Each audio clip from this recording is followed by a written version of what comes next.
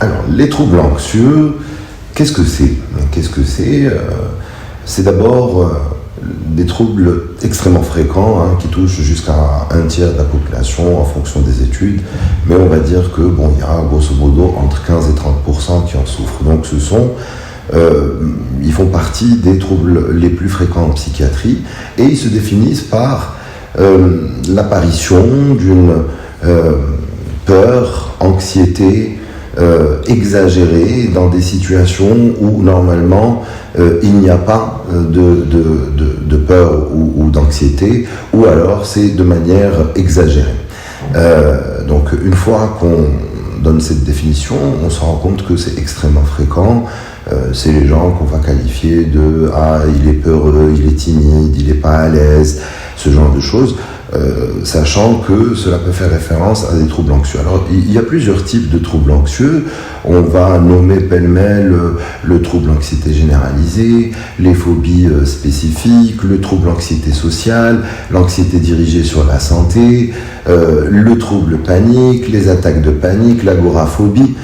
Bon, tout ça pour décrire des situations où la définition, donc c'est-à-dire la survenue d'une peur exagérée ou alors peut-être pas à sa place, donc ça rejoint la définition qu'on a donnée des troubles anxieux.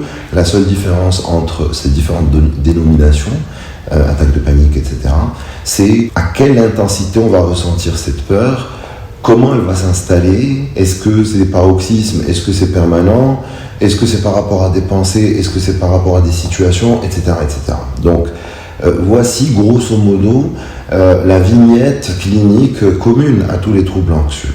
Maintenant, concernant les symptômes. Alors, les symptômes sont extrêmement fréquents et variés. Et ce qu'il faut savoir, parce que, et ça c'est un point extrêmement important, c'est qu'il y a beaucoup de symptômes qui sont d'ordre physique. Et ainsi, dans la pratique de tous les jours, on rencontre des gens qui ont eu des symptômes physiques, qui ont traîné des années avec un recours à plusieurs spécialistes à plusieurs reprises, avec quand même la mise en jeu aussi d'un point de vue économique de sommes importantes au niveau des consultations, des actes diagnostiques, des éventuels essais de traitement, mais sans que ce soit reconnu comme étant potentiellement lié à un trouble anxieux. Quels sont ces symptômes physiques? Et, je le disais, ils sont variés, mais ce qu'on retrouve assez régulièrement, ce sont les symptômes somatiques du type douleur abdominale chronique, le nœud dans le ventre, la boule au ventre, une gêne thoracique, l'impression de souffle court, le fait de sentir un poids sur la poitrine, ça peut être les céphalées, ça peut être les vertiges. Ça aussi, c'est un motif extrêmement, je dirais, fréquent de recours à des consultations, mais pas, bien sûr, il faut éliminer toujours des causes autres. Ça, c'est le principe d'un trouble psychiatrique, c'est après exclusion de troubles organiques qui vont occasionner les mêmes symptômes. Mais une fois qu'il y a l'absence de diagnostic organique, on parle de trouble psychiatrique. Donc, je disais, par rapport au vertige, c'est un motif fréquent de recours à des consultations multiples, etc., sans que ce soit reconnu comme étant potentiellement d'ordre anxieux. Après, bien sûr, les symptômes dont je viens de parler, des fois il y a la nausée, les vertiges, etc. Les symptômes sont bien sûr extrêmement variables d'une personne à une autre, d'une forme de trouble anxieux à une autre, et justement il convient de garder ça en tête pour devant la fréquence, je le disais, de ces troubles anxieux en population générale, y penser et éventuellement pouvoir être aiguillé de la bonne manière vers un professionnel de la santé. Concernant le traitement, alors le traitement, je dirais, de choix des troubles anxieux, c'est la psychothérapie. C'est la psychothérapie parce que au final, les troubles anxieux, on pourrait aussi les caricaturer, les réduire dans le fait que c'est une espèce d'intolérance au risque. Et notre cerveau, il est un peu comme un muscle. Plus on va affronter de risques, je parle bien sûr, je parle de risques mesurés, de petits risques qu'il peut y avoir dans le cadre de pratiques sportives pas forcément dangereuses, quand on parle de je sais pas, faire du surf, etc., ou faire de l'équitation, ou faire un sport de combat.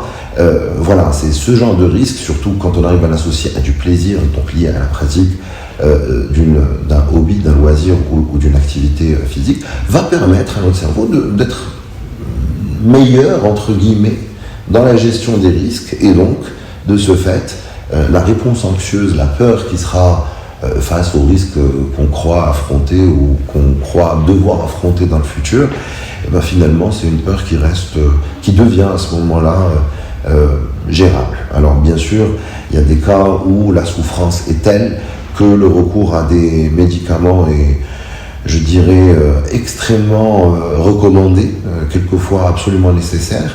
Et quand on parle de médicaments, il faut, à mon sens, tordre le cou à un petit préjugé. Souvent, dans les médicaments, on entend anxiolytique, antidépresseur, et donc trouble anxieux égale anxiolytique.